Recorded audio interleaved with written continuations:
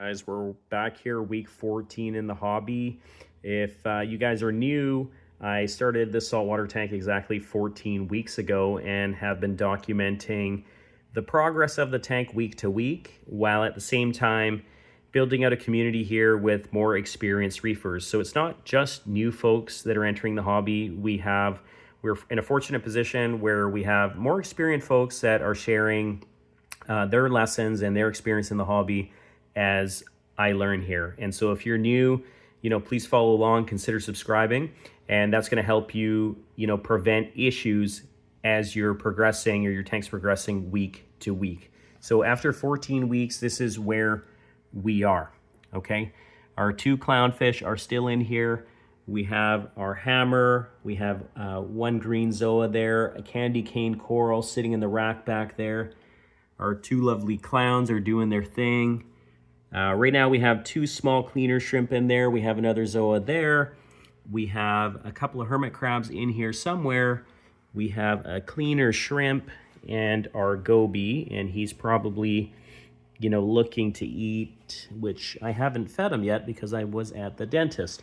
But guys, I'm going to say, 14 weeks, thankfully everything's good, but I'm going to cover a few lessons here that I've learned from our community. So the big things that we want to do as we're progressing week to week, if you're new, you want to make sure you get into the practice of testing your water regularly. So test it for nitrates, right? Make sure, ammonia and these sorts of things aren't spiking, right?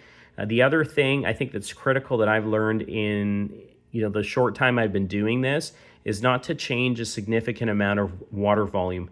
If you can get in the practice of changing your water weekly, 10% of your water volume. So in this case, for example, it's a 13.5 gallon Fluval tank.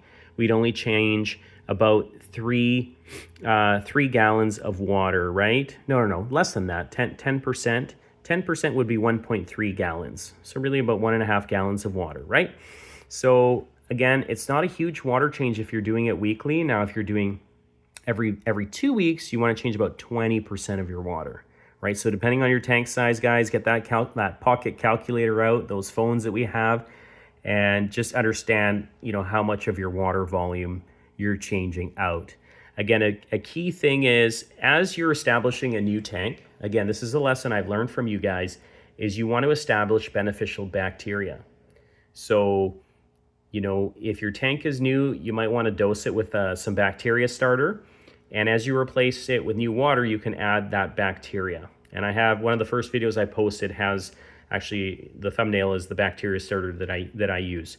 So that said, I dosed this tank when I initially started, and I've made an effort to not regularly change too much of the water. Okay. Outside of that, I'm trying to focus on basic maintenance, which means scrubbing the algae off the walls. I haven't really vacuumed the sand bed. We're starting to see some algae accumulation there on the bed. And you're starting to see it here on places like the equipment, right? So those are a few simple things, right? Don't overchange too much of your water. Don't overfeed is another significant thing that we need to emphasize. Otherwise, you're going to be dealing with things like algae issues. I would say another big lesson that I've learned is not to have your lights on for too long. So initially when I was running this tank, I was using white lights for quite a number of hours a day. And then I switched over to these lights. And again, from the reading that I've done, is the lighting is really for our aesthetic, I guess, for us to enjoy the tank.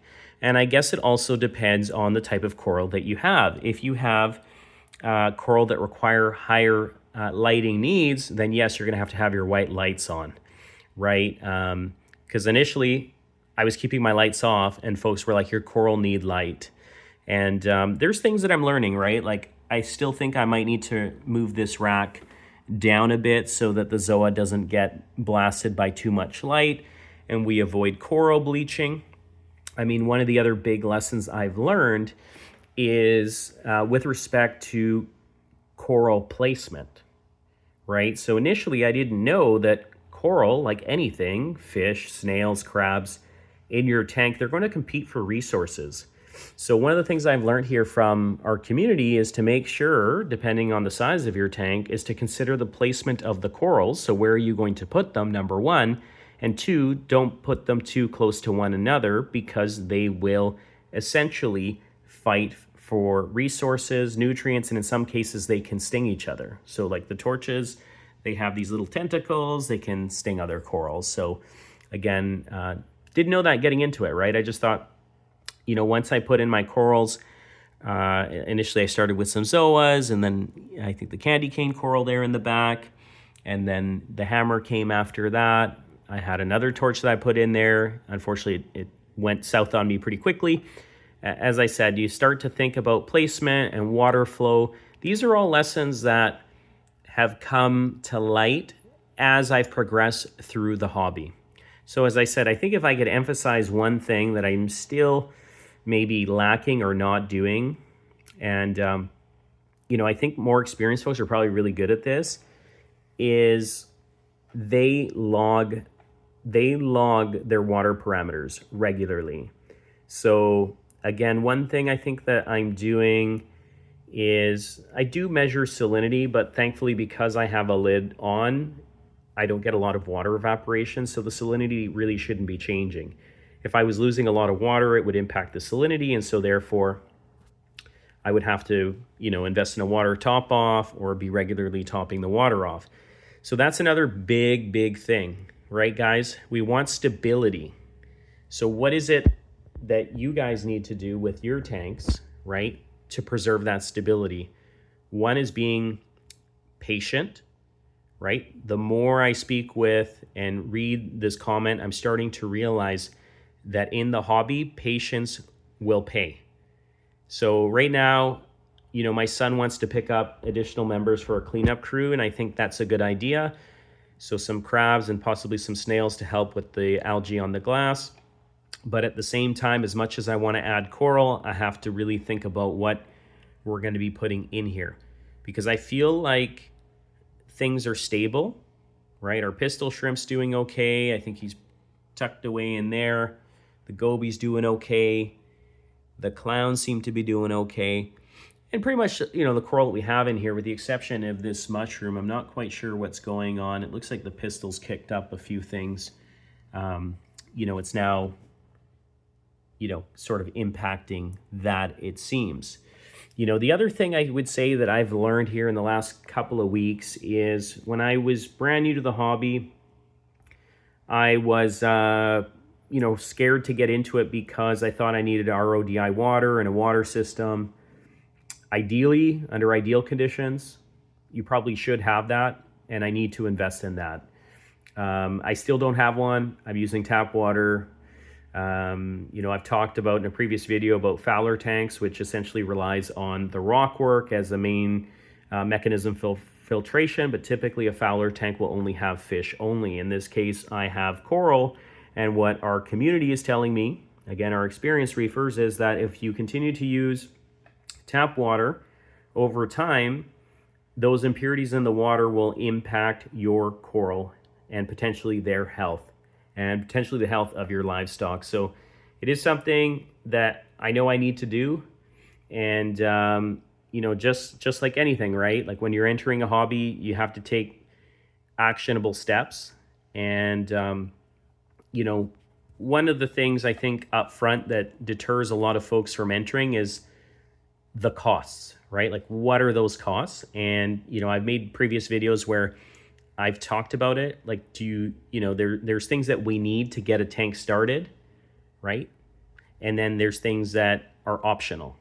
So, you know, you want to consider that. And, you know, if you've never been in the hobby, consider starting with an all-in-one, similar to what I'm running here, this Fluval all-in-one. There are other manufacturers that make tanks that would support that. But if you've been in the hobby, you kind of know what you need. And the other big consideration is, how big do you want to go so that you can stock your tank and make it in a way that you like it, right? I mean, if you have a bigger tank, I mean, imagine having twice as much rock in the tank. You know, I'm starting to look more and more in the marketplace to see what people are selling. What kind of coral are they selling? What kind of deals can I get? And then you start looking at other things, right? If I'm introducing new organisms into my tank, like what precautions do I need to use to avoid errors? So that's a big part of why, I'm continuing to document, because you don't learn everything in one day. You learn through experience, and you learn through others in the community. And so, once again, I'm going to thank everyone that's been contributing and helping me out, because if it wasn't for you guys, there's a lot of things I wouldn't learn. And so as I learn, I'm continuing to share these experiences. So very grateful and very thankful for that. And again, if you're new, you can take a look at my pinned links in the description. In the comment section, you'll see, if you're wanting this particular tank, I do have a pinned comment for that, as well as, startup equipment that would help in that sense. So as I said, guys, from here, I think the next upgrade for us in terms of inhabitant is going to be additional members of our cleanup crew. I've been thinking about getting a pom-pom crab. If there's anyone out there that has a pom-pom crab, let me know. Also, let me know if you think the pistol shrimp is going to have issues with the pom-pom crab. I've noticed that maybe my pistol's been hungry and I've had less and less hermit crabs. That's about the biggest change I think I've noticed lately, is this mushroom guy sort of looking the way he does, maybe because the sand's been disturbed around him. Occasionally there's some crabs that were crawling on him, but also, my crabs seem to be disappearing. And, there's a few in there. Some of them really blend in there. They are in the shells. But all in all, it's been an amazing, enjoyable experience, and I highly recommend, if you're considering getting into the hobby, consider your space, consider how big you want to go. Our community members say go big. Go big, go big or go home, and there's probably some truth to that. That additional water volume, it may be easier to maintain your tank, but then also give consideration to when you're doing water changes, right? As I said, it's been a bit of, I guess, an adjustment from freshwater hobby. I'd say the biggest thing is the fact that if you're mixing your own water at home, you do have to get the salinity level right, and you need a refractometer for that. And essentially you're pouring salt into a bucket of water and trying to get it within the appropriate range. So I think that's 1.020 to 1.025, somewhere in that range. So again, I apologize if the ranges are not quoted correctly, but I believe that's what they are. And guys, as I said, thank you so much for watching. And if you're not subscribed, please consider subscribing. It's going to help you along the way as you're building out and maintaining your tanks. Thanks so much and have a great one.